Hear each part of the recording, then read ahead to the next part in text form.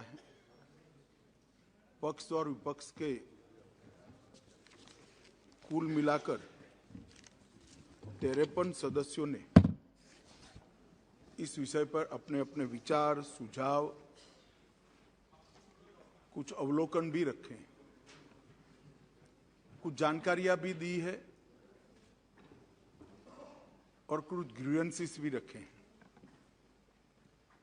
मैंने कल रात को और आज सुबह सारी चीजों को ध्यान से देखा है। मैं सबसे पहले तो सदन के हरसिमरत बहन से शुरू कर पाटिल साहब तक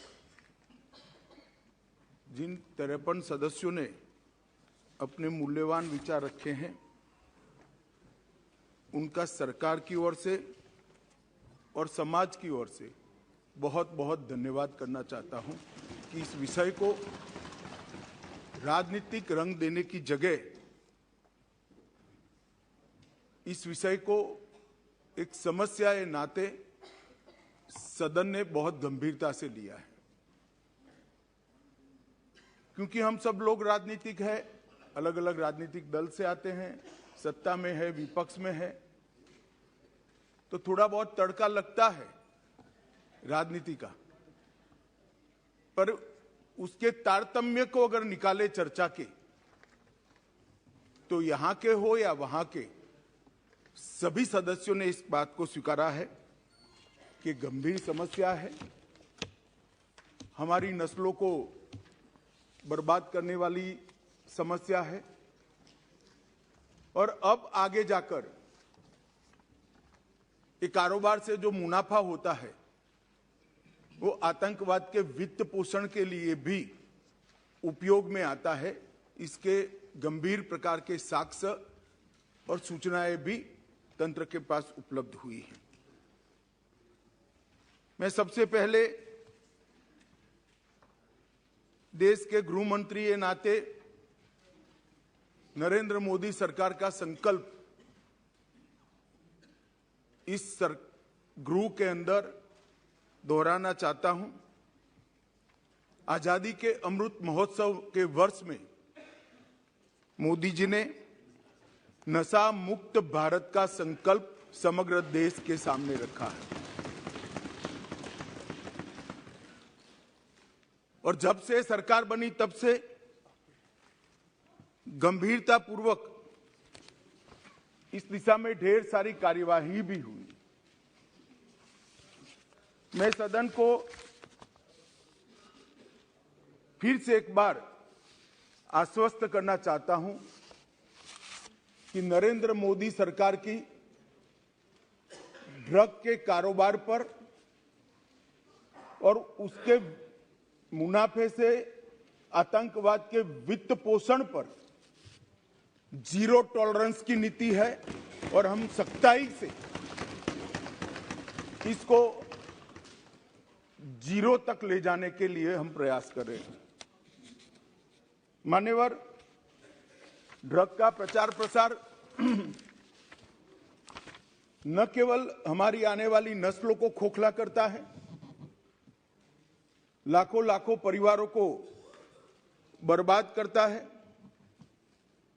और कई प्रकार के सामाजिक दूषण भी कानून और व्यवस्था से जुड़े हुए भी इससे खड़े होते हैं। आगे मैंने कहा, ऐसे आतंकवाद के वित्त पोषण के लिए भी इसके मुनाफे का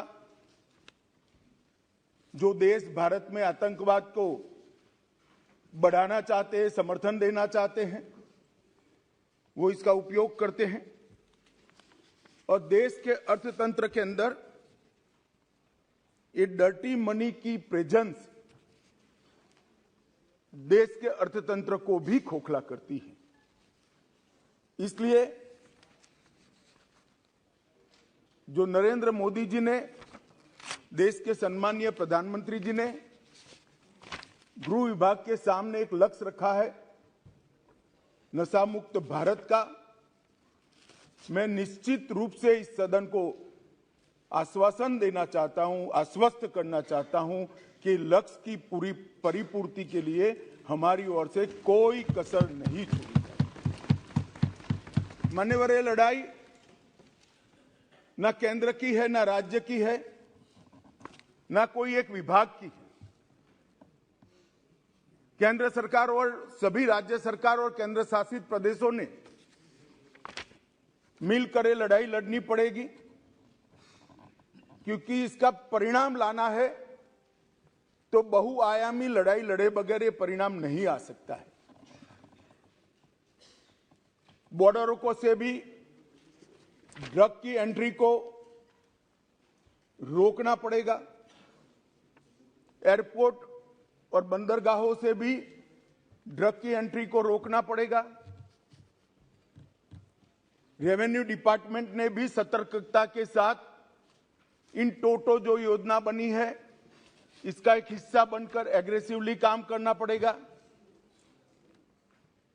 नारकोटिक्स कंट्रोल ब्यूरो और राज्य की एंटी नारकोटिक्स सारी एजेंसियों ने भी एक पेज पर रहकर काम करना पड़ेगा। इसके साथ साथ पुनर्वसन और व्यसन मुक्ति के लिए समाज कल्याण विभाग और हेल्थ डिपार्टमेंट ने भी साथ में रहना पड़ेगा। इसके सभी आयामों को अगर हम एड्रेस करते हैं और सभी आयामों को ये लड़ाई के अंदर एक समान तीव्रता से जोड़ते हैं, तभी जाकर हमारा ड्रग फ्री इंडिया का स्वप्न साकार हो सकता है। मान्यवर, ये बहुत महत्वपूर्ण बात है कि लड़ाई केंद्र सरकार और राज्य सरकारों ने मिलकर लड़नी है। हमारे संघीय ढांचे में राज्य सरकारें कई सारी पार्टियों की होती है, कई बार केंद्र में भी मिली जुली सरकारें आती हैं, परंतु मैं आज ये बात सदन के सामने स्वीकार करना चाहता हूं कि जहां तक ड्रग के खिलाफ लड़ाई का सवाल है, देश की सभी राज्य सरकारों ने केंद्र सरकार के साथ कंधे से कंधा मिलाकर इस लड़ाई को गंभीरता के साथ लड़ा है। और जो भी योजनाएं गई, जो भी सूचनाएं गई, उसका इरिस्पेक्टिव ऑफ पार्टी पॉलिटिक्स और irrespective of party in power सभी राज्यों ने बहुत अच्छे ढंग से अमल भी किया है। इसलिए कम से कम एक मुद्दा ऐसा है जिसमें तरीकों में थोड़ा बहुत बदलाव राज्य की जियोग्राफिकल सिचुएशन और आर्थिक व्यापार करने की पद्धति को लेकर हो सकता है, तरीकों में बदलाव, परंतु इसमें कोई मतभेद नहीं है, सब एक पेज पर है। मान्यवर, जहां तक बॉर्डर के राज्य हैं, कल सभी बॉर्डर के राज्यों के सदस्यों ने गंभीरता से विषय रखा है। मैं स्पष्ट कर देना चाहता हूं कि बॉर्डर से ट्रेड का सवाल है। पाकिस्तान के साथ अभी कोई ट्रेड हमारा बॉर्डर से नहीं होता है, इससे ड्रग आने का सवाल नहीं है, परंतु इससे हमारी दिक्कतें समाप्त नहीं होती। ड्रोन से आता है, तस्करी से आता है, सुरंगें बनाकर भेज देते हैं, बंदरगाहों के माध्यम से आता है, एयरपोर्ट से माध्यम से आता है। तो व्यापार बंद करने से इस समस्या का समाधान नहीं आया है। समस्या को जहां जहां पर वो लोग अपना नया तरीका ढूंढते हैं, उसको हमें नसीहत करना पड़ेगा, समाप्त करना पड़ेगा। मान्यवर, एक बहुत सारे सदस्यों का सुझाव आया, हो गया भैया, आगे मेरा पूरा भाषण समाप्त होने के बाद आप कुछ कह सकते हैं। मान्यवर, जहां तक कानून का सवाल है, ढेर सारे लोगों ने कहा, दादा ने कहा कि इसमें फांसी की सजा होनी चाहिए या नहीं होनी चाहिए, किसी ने कहा कि इसको कठोर बनाना चाहिए। मैं भारत सरकार की नीति बहुत स्पष्टता से इस सदन के माध्यम से देश की जनता के सामने रखना चाहता हूं। जो दादा आपको भाषण करना है तो मैं बैठ जाता हूं, 10 मिनट बोलिए। इतने सीनियर सांसदों कर बीच में टोका टोकी करना ना आपकी उम्र के लिए अच्छा है ना आपकी सीनियोरिटी के लिए अच्छा है। मैं बैठ जाता हूं, आप भाषण करिए 10 मिनट प्लीज। माननीय गृह मंत्री जी, माननीय गृह मंत्री जी। हर बार नहीं करनी चाहिए, विषय की गंभीरता को समझना चाहिए।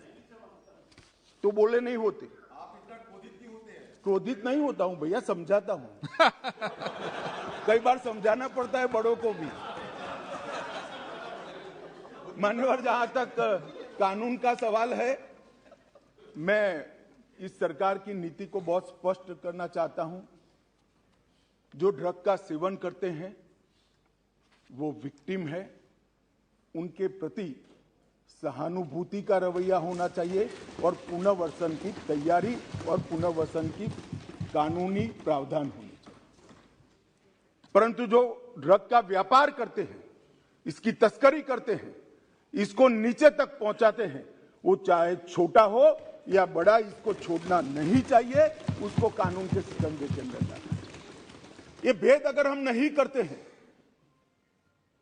तो कभी कभार हम विक्टिम के साथ ही दुर्व्यवहार करेंगे। जो बच्चा इसमें फंस गया है, जो युवा फंस गया है, उसको वापिस आने के लिए और समाज इसको फिर से स्वीकार ले, इस प्रकार का सामाजिक माहौल बनाने की भी हम सभी सदस्यों की जिम्मेदारी है। माननीय सरकार की तो है ही। जैसे पाटिल साहब ने कहा, व्यसन मुक्ति केंद्रों से लेकर इनके रिहेबिलिटेशन सेंटर से लेकर सारी चीजें बहुत बनाई गई, मैं बताऊंगा आगे। परंतु एक सामाजिक वातावरण भी हमने तैयार करना पड़ेगा कि जिसने ड्रग ले लिया वो खराब है, ऐसा नहीं है। इसको फिर से समाज के अंदर पुनः प्रस्तापित सम्मान के साथ करने के लिए, एक सामाजिक माहौल बनाने के लिए भी सभी सांसदों ने साथ में मिलकर प्रयास करना पड़ेगा। मान्यवर, जहां तक ड्रग के कारोबार पर सख्ती का सवाल है, भारत सरकार ने विगत 3 सालों से ढेर सारे व्यवस्थाएं की हैं। सबसे बड़ा बदलाव हमने किया है, जैसे गृह मंत्रियों के सम्मेलन में भी मैंने आग्रह से किया था, इसके बाद सभी गृह मंत्रियों और डीजीपी के साथ वीडियो कॉन्फ्रेंस कर भी मैंने कहा था, किसी भी इन्वेस्टिगेशन को हम आइसोलेशन में नहीं देख सकते। ड्रग की किसी भी जब्ती को हम आइसोलेशन में नहीं देख सकते। एक जगह ड्रग की छोटी सी पुड़िया भी मिलती है तो वो इन्वेस्टिगेशन को, ये ड्रग कहां से आई, वो सरहद तक ले जाना पड़ेगा, तभी जाकर पूरा नेटवर्क ध्वस्त होगा।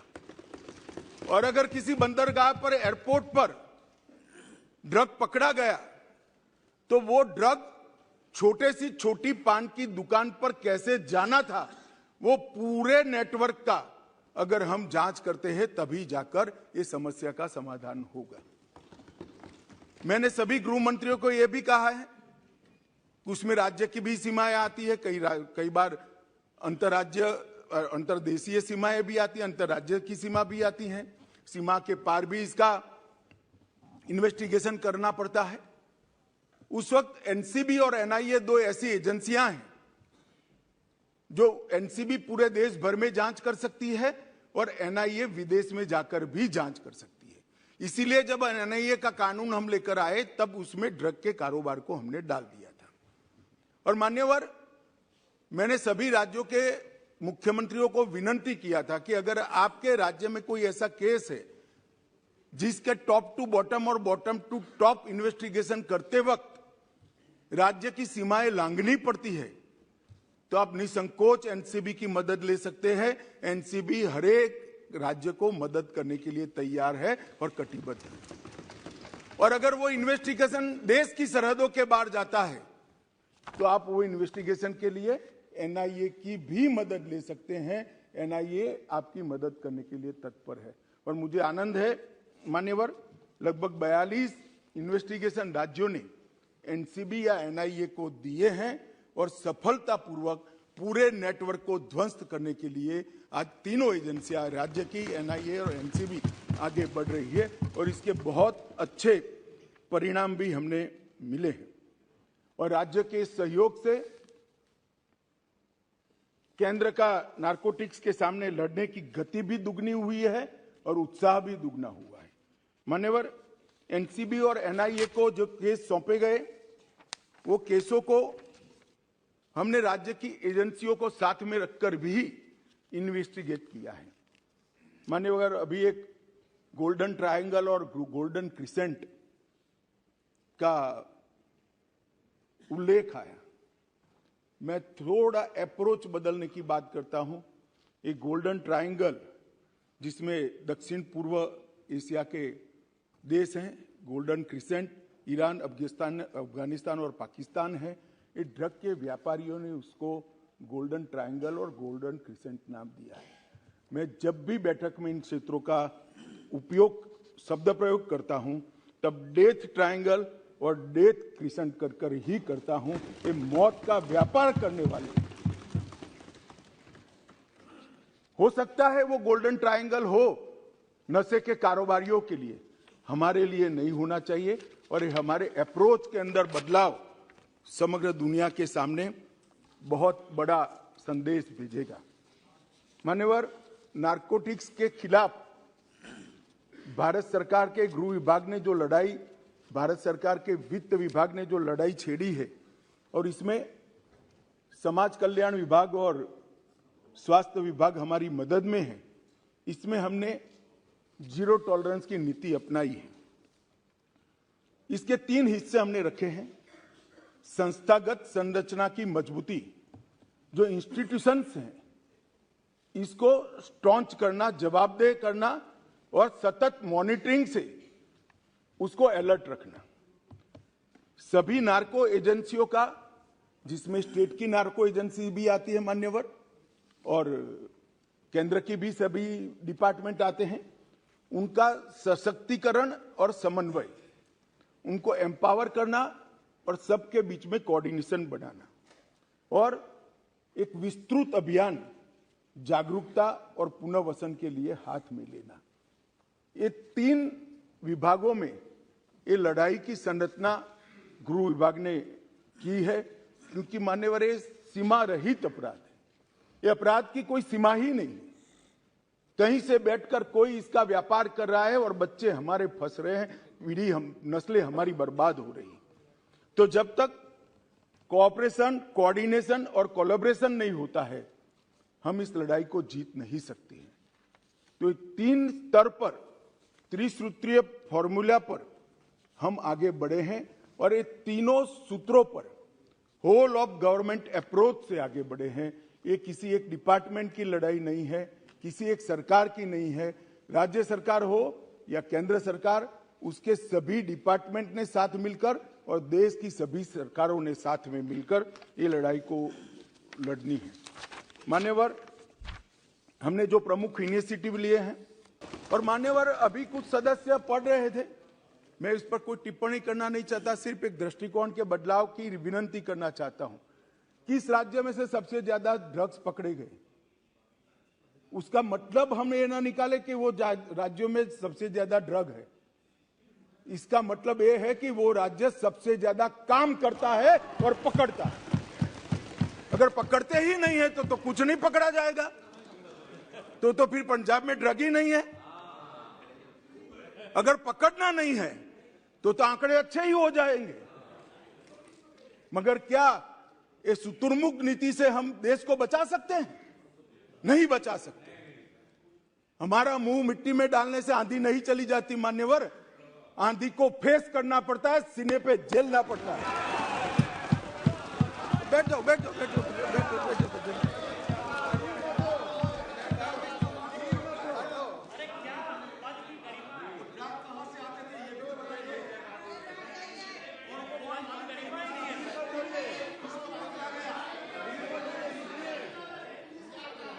एक मिनट मान्यवर कांग्रेस पार्टी के नेता ये कह रहे ड्रग कहां से आ रहा था। ड्रग गल्फ कंट्रीज से आ रहा था, इसके मालिक कौन है, उनको सारे के सारे पकड़ लिए गए हैं, फैक्ट्रियां सील कर दी गई हैं और उसके आधार पर देश के 12 राज्यों में रेड कर कर वहां भी कारोबार करने वालों को पकड़ लिया। और दूसरी बात, अभी मेरे पास नहीं है, मुझे मालूम नहीं था कि मुझे पुलिस इंस्पेक्टर की तरह इस सदन में जवाब देना पड़ेगा, तो मैं डिटेल लेकर नहीं आया हूं, मगर चालान कर दिया गया है, ऑनलाइन उपलब्ध है, सर्च कर नहीं मिलना है तो मुझे बताइएगा, मैं भेज दूंगा। माननीय अध्यक्ष जी, संपत्तियों को जब्त करने के लिए भी हमने कार्य पद्धति डिस्ट्रिक्ट लेवल तक सर्कुलेट कर दी है। मनी लॉन्ड्रिंग की चैनलें, हवाला लेन देन और डार्क नेट, ये तीनों के लिए हैकाथॉन कर हमने ढेर सारे बच्चों के टैलेंट को संग्रहित कर एक बहुत सटीक रणनीति बनाई है कि इस देश को नशे की लत से, इस देश की युवानी को हम बर्बाद नहीं होने देंगे। कोई कुछ भी मानता हो, इसके नतीजे मिल रहे हैं। मान्यवर, आंकड़े कभी झूठ नहीं होते हैं और आंकड़े प्रयासों को की पुष्टि करते हैं, इसलिए मैं आंकड़े जरूर देना चाहता हूं। 2006 से 13 का और 2014 से 22 का। अब कोई सवाल ना पूछे 6 से 13 का क्यों लिया है, सब समझते हैं, यहां भी समझते हैं, वहां भी समझते हैं। मान्यवर, 2006 से 13 में 22,45,000 किलो ड्रग पकड़े गए, 22,45,000। 2014 से 22 में 62,60,000 किलो ड्रग पकड़े गए। मान्यवर, यूनिट्स में देखे तो 10 करोड़ यूनिट्स पकड़े गए और अब मोदी जी के शासन में 24 करोड़ यूनिट पकड़े गए। कीमत में लगभग 23,000 करोड़ की कीमत थी 2006 से 13 में। इतनी महंगाई वहां नहीं हुई है जिससे कीमत बढ़ जाए, मात्रा बढ़ी है 23,000 करोड़। और मान्यवर, अब 97,000 करोड़ के ड्रग को पकड़कर जला दिया गया, 5 गुना ज्यादा। मान्यवर, मामले 1,45,062 रजिस्टर हुए थे, इसमें 4,14,697 मामले थे और कुल गिरफ्तारी 1,62,908 हुई थी और यहां पर 5,23,234 हुई। पहले गंभीर प्रकार के केसों की क्वालिटी नहीं बनी थी। ड्रग के सेवन करने वाले का केस अलग होता है, ड्रग के खुदरा व्यापार करने का केस अलग होता है और ड्रग स्मगलिंग और ड्रग के डीलर का केस। हमने डीलर और स्मगलिंग के केस को गंभीर प्रकार के 13,000 केस मान्यवर डीलर और स्मगलिंग करने वालों के खिलाफ रजिस्टर हुए। ये बताता है कि हमारी दिशा सही है, परिणाम भी मिल रहे हैं। मान्यवर, कई बार मैं तो आश्चर्य करता हूं, कई बार सभाओं में मैंने देखा एक राष्ट्रीय नेता अब उपस्थित नहीं है, उपस्थित होते तो नाम भी दे देता, यात्रा में है तो नहीं, मैंने कहा ना, नहीं, मैं सुनिए ना, मेरा सोच के बारे में कुछ नहीं है, समझ के बारे में समझो जरा। मान्यवर, मैंने गुजरात के चुनाव के वक्त एक भाषण सुना कि गुजरात में ड्रग का कारोबार बढ़ गया है, गुजरात से ड्रग पकड़ा जाता है। अरे भाई, देश की सीमा है, बंदरगाह है, बंदरगाह से आएगा, हम पकड़ेंगे तो अच्छा किया या बुरा किया, ये समझ में ही नहीं आ रहा है। अब पंजाब में नहीं पकड़ा जाता है तो क्या बिट्टू साहब कह सकते हैं पंजाब में ड्रग नहीं है?